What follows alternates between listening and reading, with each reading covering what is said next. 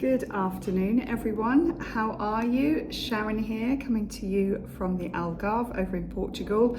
I wanted to continue the trend of doing a video on a consistent basis. So I'm actually going to be covering different subjects on different days. So I have a very quick, short space of time before the school run. And I've been speaking with a couple of ladies this morning in another group actually. And I thought today I'd do a video in my private group. So here I am, I'm going to upload this afternoon. And today I want to briefly talk about urinary incontinence.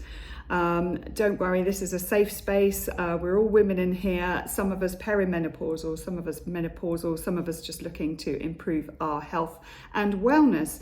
But I like to do a bit of research. I like to share what's working for me and what's working for other women.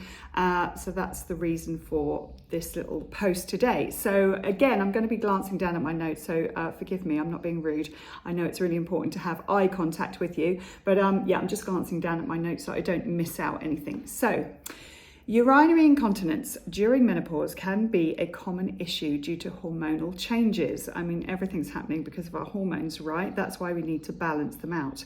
And unfortunately, it does have an effect on our pelvic floor muscles in that it can weaken them.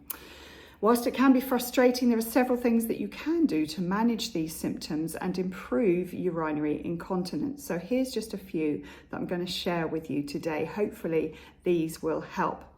Number one, pelvic floor exercises. So strengthening the pelvic floor muscles can actually improve your bladder control. So things like Kegel exercises. If you don't know what Kegel exercises are, please Google, have a look on YouTube, and it will tell you exactly what to do. Basically, it's the tightening and relaxing of, why am I doing that?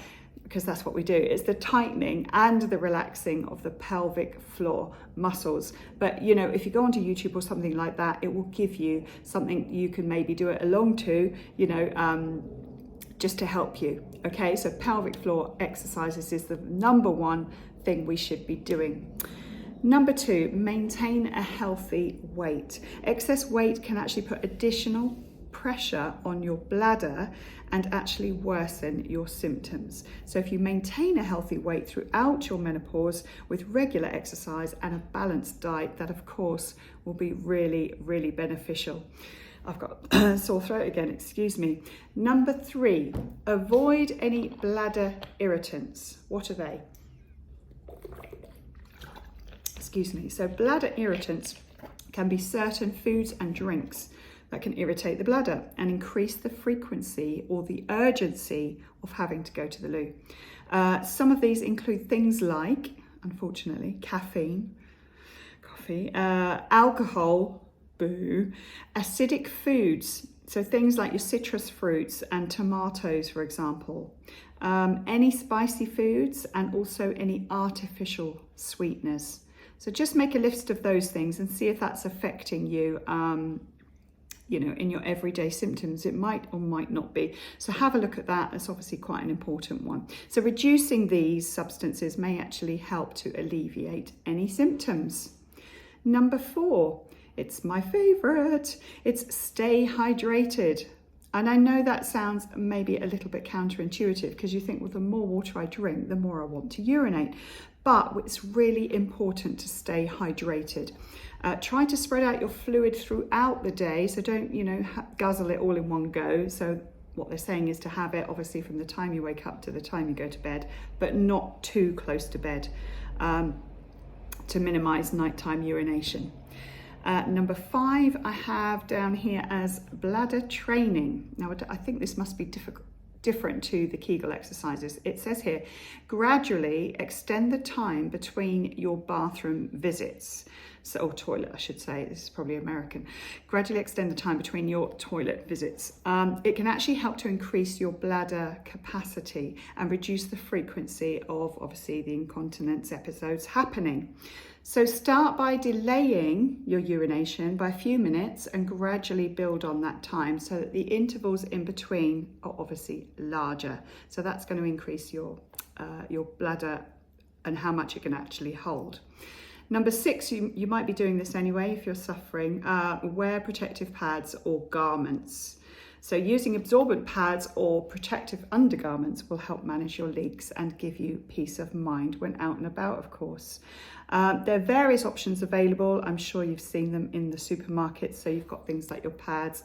They even do disposable underwear now for adults. So experiment, have a look around, see what works for you. You know, it might be that you use something different times of the day. You might need something different if you're exercising, for example. So that's number 6. And then number 7, it just says here, consult a healthcare professional if urinary incontinence persists or significantly affects your quality of life. It is advisable to go and see a healthcare professional because they can assess your condition, provide a proper diagnosis and recommend treatments and interventions. There was one other which I jotted down at the very, where was it? Oh yes, if you haven't tried already, why not look into things like acupuncture? I haven't tried that myself. I'm not too bad on the incontinence front, I have to be honest. If I'm skipping, that's different. But yeah, try acupuncture. You never know, it might just work for you. Acupuncture, yoga, or something called biofeedback. Now, I haven't had a chance to look that up, but I've got a feeling it's to do with the mind-body.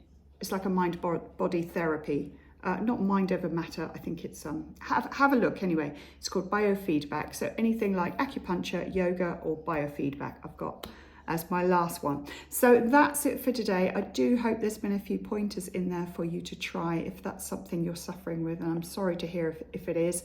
But like I say, this group here is a safe space. Okay, so I'd like to think that we can talk about anything that's either worrying us or anything you want to cover.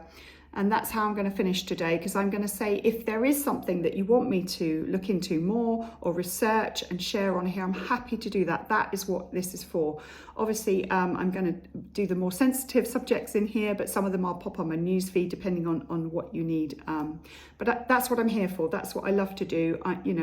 I'm in the same boat, we're all in the same boat. So if I can do anything to help, do the research and share it with you, I will. So I hope that's been helpful in some way. I hope you have a fantastic day where you are, and I will see you on the next video.